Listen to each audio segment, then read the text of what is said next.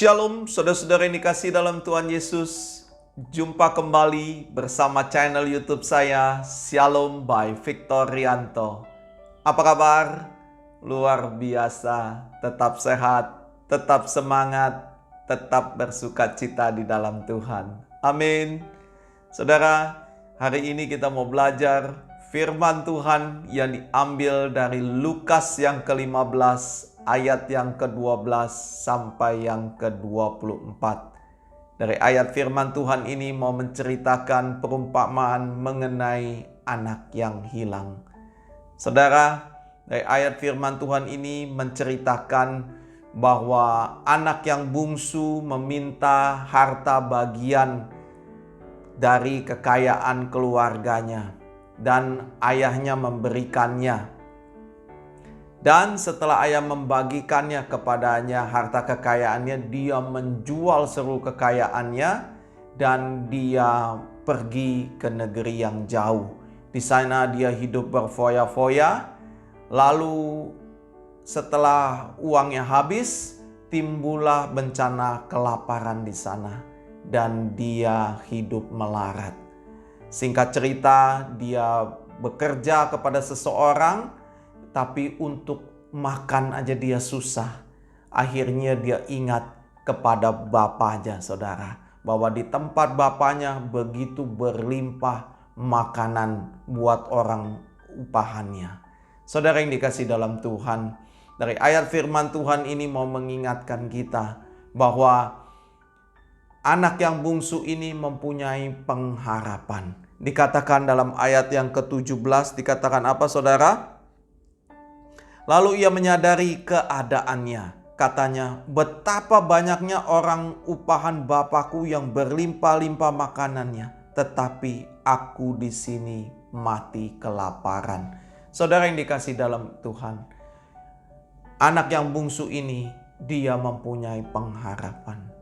Saudara, berbicara mengenai pengharapan. Pengharapan kepada siapa, saudara?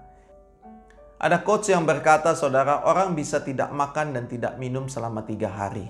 Orang bisa tidak makan selama 40 hari asalkan minum. Dan orang tidak bisa hidup 1 hari pun tanpa pengharapan. Saudara yang dikasih dalam Tuhan, pertanyaannya, pengharapan kepada siapa, saudara? Karena pengharapan dunia ini hanyalah pengharapan yang bersifat semoga ataupun yang bersifat mungkin. Tidak ada yang kepastiannya, saudara. Tetapi pengharapan kita, pengharapan kepada Tuhan Yesus Kristus adalah pengharapan yang tidak mengecewakan. Amin. Dalam Roma 5 ayat yang ke-5 dikatakan apa, saudara? Dan pengharapan tidak mengecewakan, karena kasih Allah telah dicurahkan di dalam hati kita oleh Roh Kudus yang telah dikaruniakan kepada kita. Saudara yang dikasih dalam Tuhan, pengharapan kita, pengharapan yang tidak mengecewakan.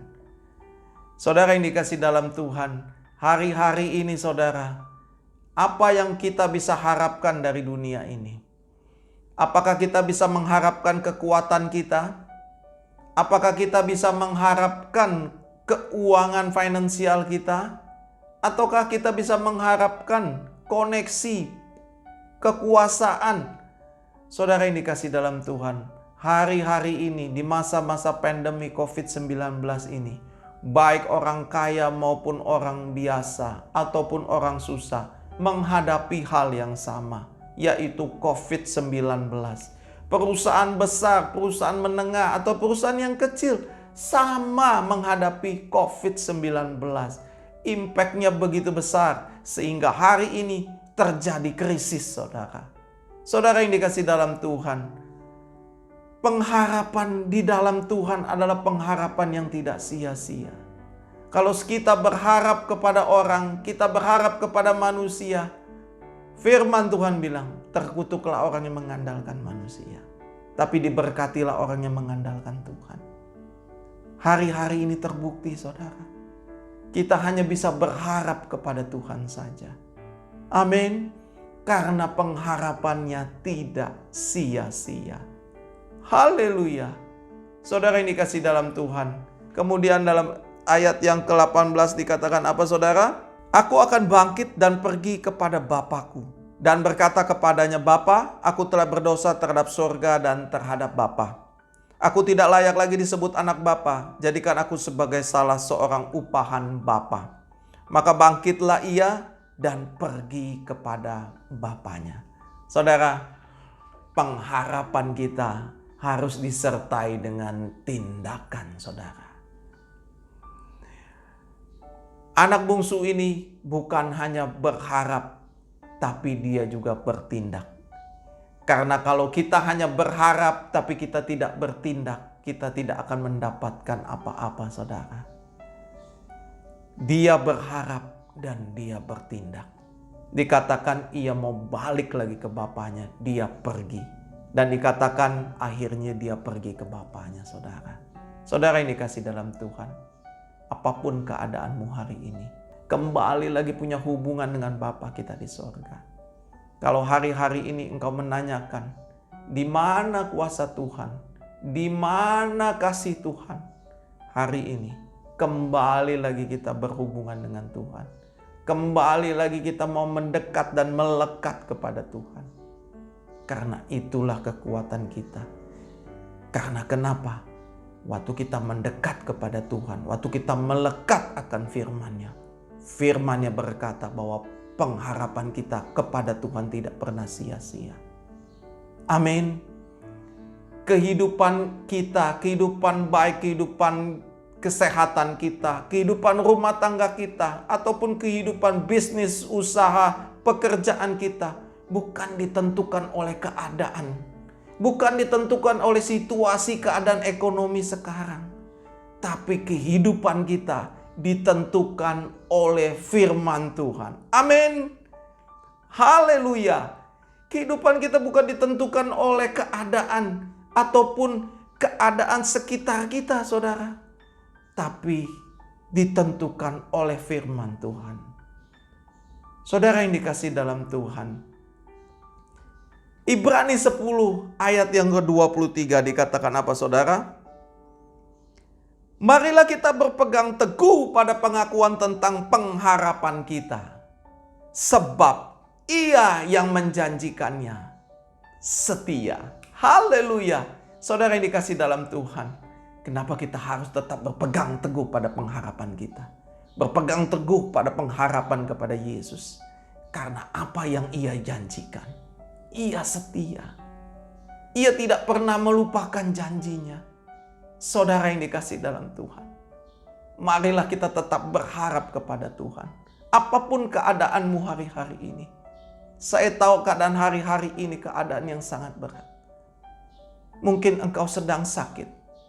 Engkau perkatakan bahwa ada kasih Tuhan dalam hidupmu. Engkau berharap kepada Tuhan. Karena firman-Nya berkata oleh bilur-bilurnya kamu disembuhkan. Engkau yang punya bermasalah di dalam keluarga rumah tanggamu. Katakan rumah tanggaku dipulihkan oleh Tuhan. Katakan suamimu baik, anakmu baik, istrimu baik.